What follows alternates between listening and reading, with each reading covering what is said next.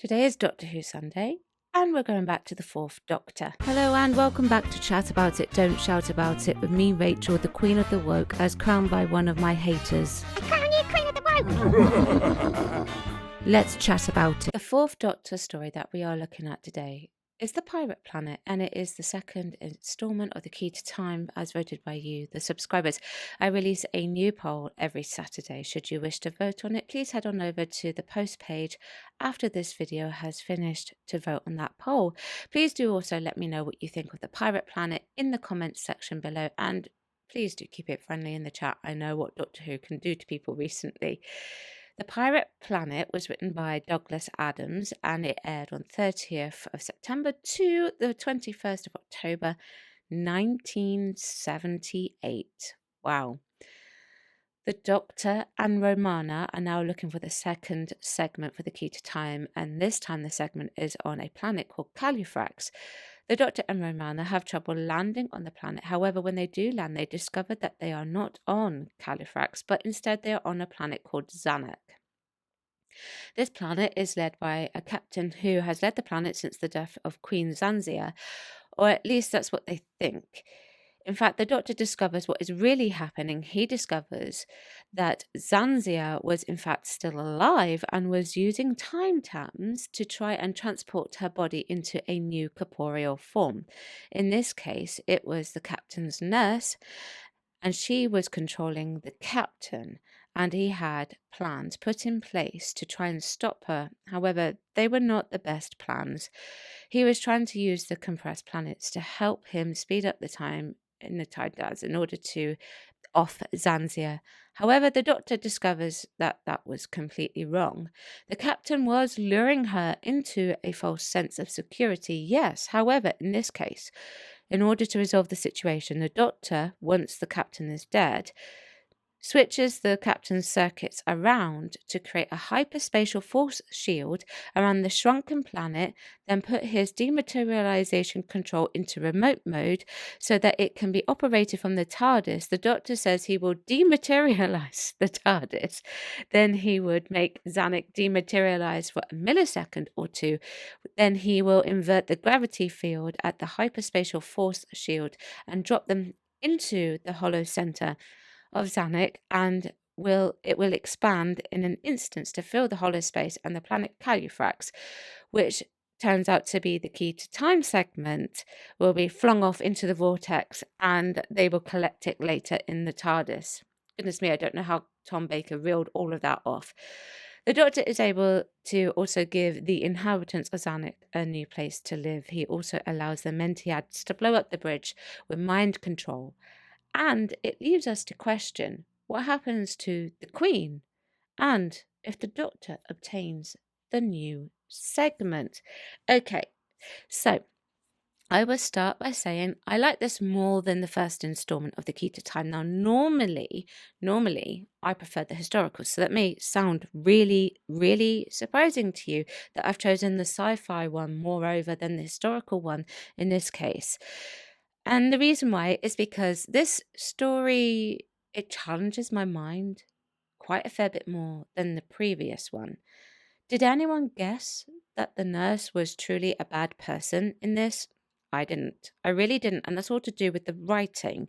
However, I was suspicious of her. I would say that the twist when we found out when she was the queen and she was becoming more corporeal was completely unexpected. I did not expect that. The captain had been under complete control of the queen like this entire time. Really didn't. I thought seriously that the captain was the person that was the bad guy all along. This just goes to show that, making it less obvious really, really has an impact. And even when I watched it the second time around, I'd completely forgotten that the captain wasn't the main bad guy. I'd completely forgotten that. What I find intriguing about this was the way that they set up with the queen, and they mention her from the very beginning. She's the great queen and all of that. And even though she's constantly mentioned, I still didn't expect it. She had many wars and then she died. Well, that's what they thought. I fell for that completely. The captain has taken over and rebuilt the planet because there's hardly any inhabitants left. So it was completely left field. So I really do praise the writing, I would say. And I praise the elusiveness. Is that the right word? Elusiveness, I suppose. I guess I could describe it as that, of the actress. Rosalind, I'm not sure how to pronounce that. My friend pronounced her as Rosalind, so maybe Rosalind Lloyd. She gave it a suspicion, perhaps, that you might think she wasn't all what she appeared to be, but she didn't really go beyond that until her reveal. I'm going to also talk about cliffhangers really early on in this video for me. I think the cliffhanger for part 3 at the end has to be one of my favorite cliffhangers from The Key to Time. It doesn't keep you guessing per se as to what exactly is going to happen with the Doctor. It's a good one because the Doctor's made to walk the plank, which is a typical pirate thing to do. So obviously we've got to have it in this one. And he falls as the captain shoots at his feet and he laughs, right? But it's the replay when that has the impact of the cliffhanger for me. It really hits home on the replay because you don't know how it's going to be resolved and you don't know if the Doctor is going to turn up. You think he has fallen over 1,000 feet and then suddenly he appears and reveals that he had in fact projected a hologram. It's a simple resolution. Is it a quick resolution? Yep, 100%. It's something that I also criticize with current Doctor Who for doing, but I think this is 100% in this case a very clever resolution to the cliffhanger. The second cliffhanger with the Mentiads saying, Doctor, we have come for you, and you wonder what's going to happen because you think that they are evil, but it turns out they're not. The second best cliffhanger, though, is obviously at the end of part 1, where you do think that the Mentiads are evil and they use their telepathic powers to make the Doctor pass out. And that particular part does really leave you guessing what is going to happen to the Doctor. And of course, obviously, Romana, because she gets arrested. So, and also, actually, the ending of this makes you guess. The entire ending to this story makes you guess, are they going to find the key to time segment in the time vortex? Are they going to find it? Because at this point, they haven't got it. And weirdly enough, I also like the fact that we don't see what happens to Queen Zanzia. It doesn't really confirm whether she is alive or dead. And I quite like that mystery, although I would say she's most likely dead. Now, the Mentiads have a very interesting backstory as well. I find them completely fascinating, and a lot of thought has been put into these characters. They're a form of gestalt, which is something that we don't see on a regular basis in Doctor Who. It's something that is not predominantly focused on. I just repeated myself, but there you go, I said it again. But when they do, I really like it because it gets really weird and you can do almost anything with them. In this case, it was all about shutting down the mind and the mind control using telepathic powers to penetrate into somebody else's mind because it enables the resolution to the story. And I think it's quite well done and very interesting and very nice bit of storytelling there. So they're not able to get into the engine room. So the Doctor decides to throw a spanner into the works. He uses a psychic link with the Mentiads and uses, I believe, what is supposed to be a spanner and destroys the machinery through that psychic link. Very clever resolution there. Very clever indeed. I've got to say, this is also probably one of Tom Baker's better performances for me personally at this particular time period in his run. By this point, he's been in it for quite a while. So the captain's secret trophy room has Gravitech geometry. I think I've said that correctly. Now, Tom's reaction, he praises the engineering of what the captain has done, but he is unable to praise it because of the black hole. Obviously, I say Tom, it's obviously the Doctor. And the fact that it would end up offing people. The doctor, obviously, in this case, behaves in a very doctorish way. He doesn't condone it, what the captain is doing, but at the same time, he's astounded by it. Sometimes I feel like with Tom Baker's performance, particularly in his later stories, he flies off the handle almost quite abruptly. Now, I know that's something that is well within the nature of the Doctor, and I just think sometimes it's too abrupt in his later stories. However, in this, he builds it up very nicely and he handles it very well. But, he's an actor, so I would expect him to. And I think the way that he handles the story is fantastic. And I think he's been given a lot of really, really good dialogue, actually, particularly in part 4, where the Doctor is explaining what he has done. And I did write that down in my script for this video, and you heard me say almost word for word earlier, just not as quick as Tom did it. He just rolls it off the tongue as if it's absolutely nothing, and he sounds incredibly intelligent whilst he's doing it. He plays it like the Doctor knew this all along, and he really knows what he is talking about. So when we are watching it, we are just sitting there and we are just nodding and smiling and saying, yeah, absolutely, Doctor, you hit the nail right on the head there. Absolutely, absolutely. I love his interaction with K9 as well at the beginning of part 3, because I love K9. I love K9 because the Doctor has sent K9 off with Mula, and he gets captured or something along those lines anyway.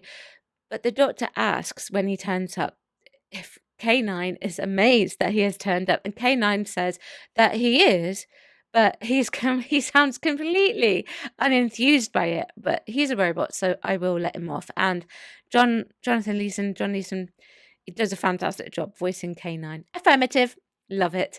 I do love K9, and I love his little bit of babble of scientific explanation to Mula after he accompanies her to save Pralix.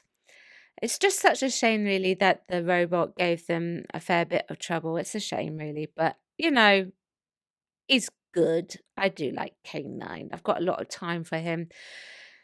There's a lot of nice little touches in the story as well. But, however, I say there's a lot of nice little touches. There's one bit that I'm not too keen on, and I don't know how I feel about it, and that's Romana being very cocky with the Doctor at the very beginning of this story, and how he is landing in the TARDIS, and how she wasn't necessarily believing that he was correct. I think, that was done on purpose because we need to see Romana learning to trust how the Doctor uses his instinct. And she has zero trust. She's very fresh out of her academy. So I don't really like it, but I understand why it's done.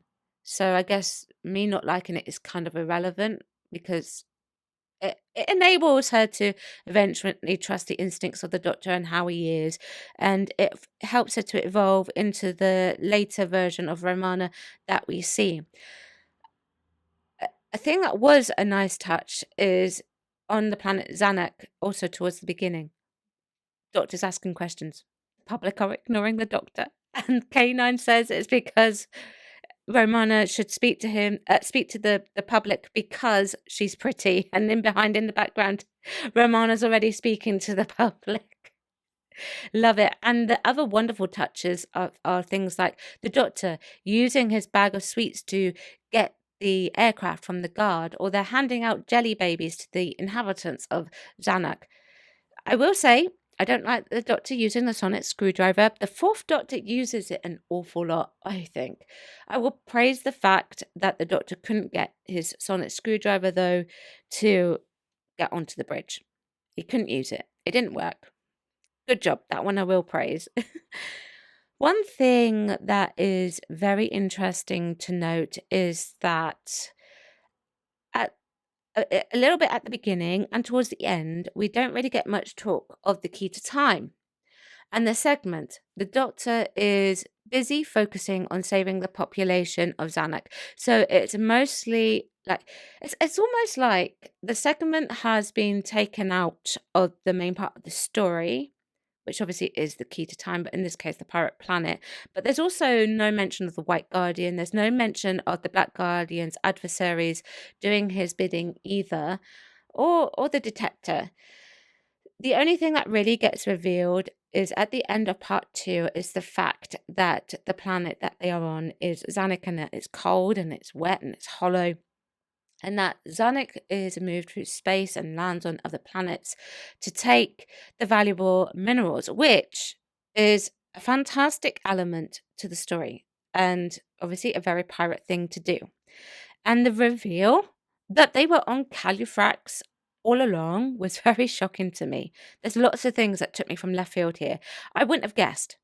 And the reason why I wouldn't have guessed is because at the end of part 2, it's well, not necessarily the end of part 2, but well, it's like, let me just put it like this. It's the fact that it's the Doctor's nature to not always land in the correct place in time or history, and he gets it off by X amount or X amount of years. So I was shocked with the ending of part 2 as well, and the fact that he did land it in the correct place. Do you understand what I mean? Yeah. The idea of space pirates as well, landing on the other planets to mine for the valuable minerals, is a fun concept, and the threat that they were going to potentially rob planet Earth of quartz probably would have installed fear on any young person watching this. They'd be like, oh my goodness, oh my goodness, are the space pirates coming? Are they coming to mine the Earth? Turn us into this compressed matter? Another nice touch is obviously we get to see the old Queen Zanzia, and that's integral, even though it's only for a couple of minutes that we see her, because she is alive, but she's suspended between the last few seconds of her life and death, which is not a pleasant way to live. This particular story plays around, really, in my opinion, it's just an opinion, with the idea of morality a fair bit, I think. It toys around with the idea of would you actually want to be living to well over 100 years old, like the Doctor, but more withered, like Queen Zanzia, or would you rather just pass on at the time in your life when you are where you have to pass on? Some people don't want to do that. Some people would like to live on, and some people are ready to go. It gets you thinking about that. In this case, with Queen Zanzia, she wasn't ready to go, so she ended up doing what she was doing. And obviously, that makes for a fantastic plot.